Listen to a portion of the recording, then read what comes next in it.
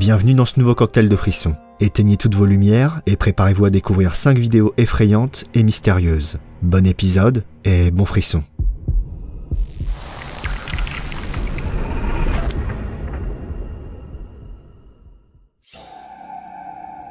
En pleine journée, les routes de campagne sont plutôt charmantes, mais une fois la nuit tombée, elles deviennent particulièrement glauques et propices aux rencontres effrayantes. C'est l'expérience que va faire un conducteur en capturant ces images.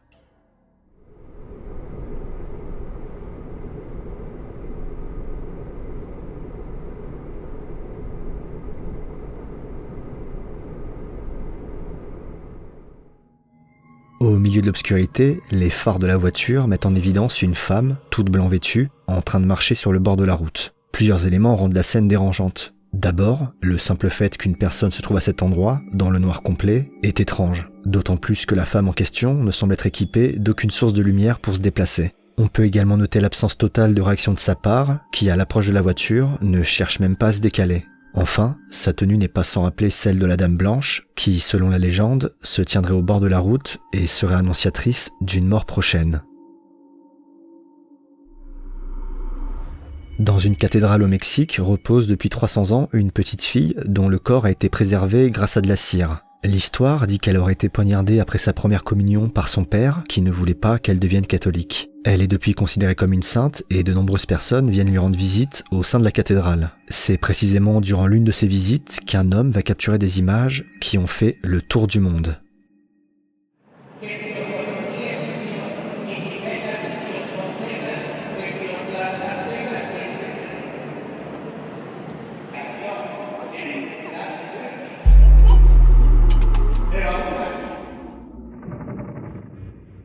Le visiteur ne semble pas s'en rendre compte, mais on observe bien les yeux de la petite fille s'ouvrir quelques secondes avant de se refermer. La scène est à la fois effrayante et fascinante, et deux hypothèses ressortent principalement. La première voudrait que cet événement soit provoqué par de l'humidité qui aurait fait décoller brièvement les paupières. La seconde, quant à elle, soupçonne un montage vidéo en pointant notamment le fait que les images se floutent avant et après l'ouverture des yeux. Et vous, qu'en pensez-vous ? Quand des jeunes se rendent dans un endroit désertique, au milieu de la nuit, tous les ingrédients étaient réunis pour se faire une sacrée frayeur. So, here's what I was talking about. I don't know if you can really... Why is there a cat right there? Where? Look. Is there a cat? Yeah. Oh my gosh. Shine it. Actually, I saw a rattlesnake in here once. Yeah, that leads up. Okay. Crap, dude. That's not a freaking cat. Oh my gosh. That is not a cat. Guys. Oh my... Shoot, dude. Do we really have to go check that out? Do you see anything? No. Oh my, dude. What? Dude. Oh. Okay. We're going. Oh, we're going. Dude, we gotta go!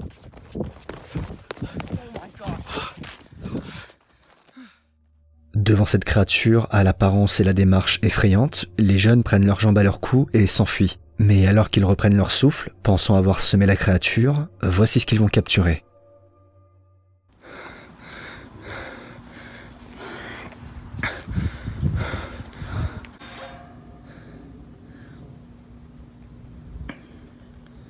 Oh shoot. Oh my gosh. It's moving, dude. Dude, he's coming towards us. There's no way.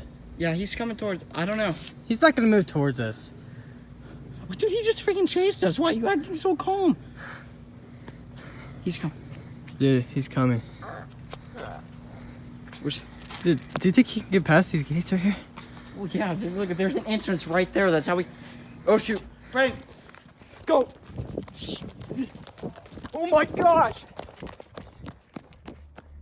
À l'image d'un film d'horreur où un prédateur ne lâche plus sa proie après l'avoir repéré, les jeunes semblent être suivis par quelqu'un ou quelque chose qui sommeillait près des égouts. Si la possibilité d'une mise en scène est réelle, l'hypothèse d'une mauvaise rencontre dans ce genre d'endroit n'est pas moins probable. Quoi qu'il en soit, le plus courageux dans cette histoire est peut-être bien ce chat qui a tenu ses positions face à cet individu sans brancher. Nous sommes à la moitié du cocktail. Si l'épisode vous plaît, n'hésitez pas à me le faire savoir en mettant un pouce bleu sur cette vidéo. Ça soutient beaucoup la chaîne. Pensez également à vous abonner et activer la cloche pour ne rater aucun des prochains cocktails si ce n'est pas déjà fait. Merci. Voici les mots qu'écrit une femme avant de poster les images de sa caméra de sécurité. Maintenant, j'ai peur de ma propre maison.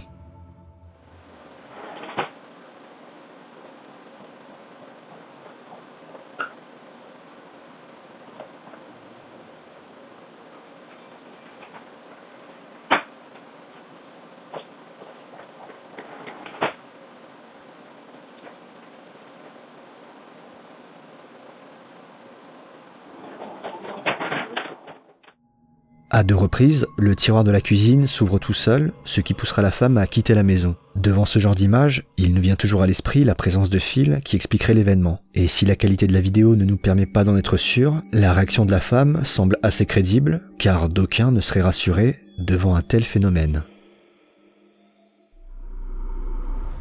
La maison Monroe, aussi appelée la maison du démon, est réputée pour les nombreuses activités paranormales qui s'y produiraient. Une mère et 2 enfants seraient morts dans cette maison, et il serait également question du meurtre d'une fille. Au fil des années, les différents propriétaires ont dit avoir entendu des bruits de pas, des voix, aperçu des silhouettes, des objets bouger tout seuls, des portes et des fenêtres claquer sans raison particulière, et des équipements s'allumer et s'éteindre d'eux-mêmes. Foreman Brothers est un groupe d'enquêteurs qui a décidé de se rendre dans cette maison dans l'espoir de capturer une de ces manifestations. Durant leur investigation, ils vont laisser un babyphone dans la pièce considérée la plus hantée au 2e étage pour pouvoir entendre à tout moment ce qu'il s'y passe. Et alors qu'ils sont dans le sous-sol, une scène glaçante va se produire.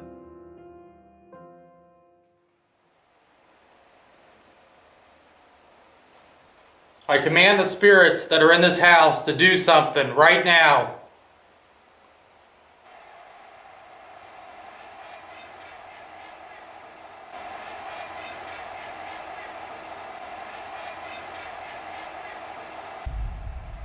Are you kidding me? Did you hear that laughing? Yeah, shh. I dare you to touch one of us right now. We know what you did.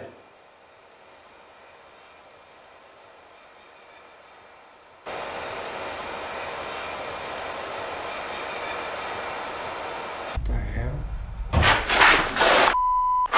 Something just touched my leg. Is there anything down by my leg? No. Holy I mean, it came up like this. Shh.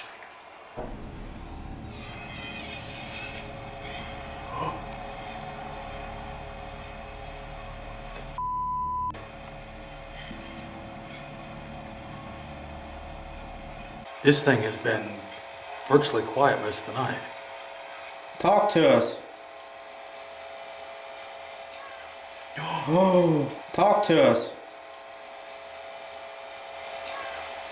Oh, no. What the is that? Oh my God. No way. What's your name? We can hear you. Can you speak to us through this?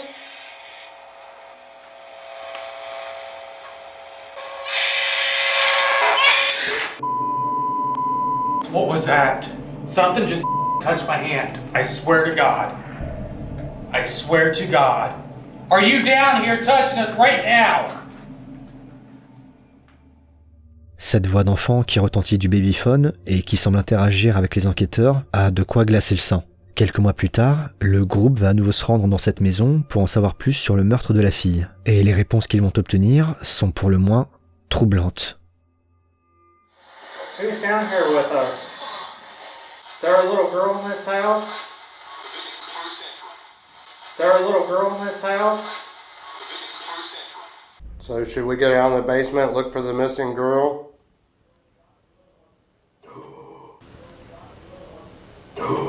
What the Might as well. Jesus. Yeah. What the So is the missing girl down in the basement? What? Jesus. I'm gonna head right down to the basement right now and find that little girl. Is she down in the basement? Holy sh**. No way! There is no way that just said that. Let me know where you buried her. Did we find her? No way! Go to the left. Are we close to your body? Give us a sign.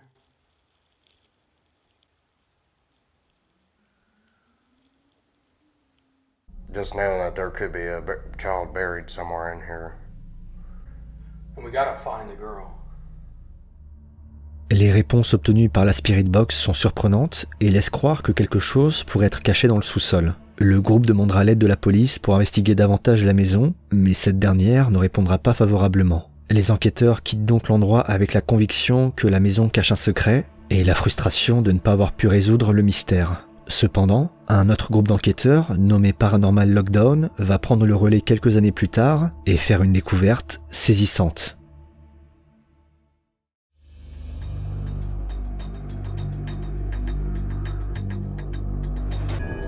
Wait, what is that, Nick? Put your flashlight on it. What is this? Is that a bone? Yeah. That's a bone? Katrina! There's a bone down here. I see it, I see it. Nick, can you focus on it?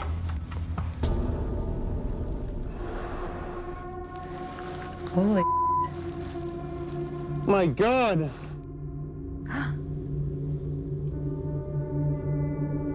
There is a lot of bones down here.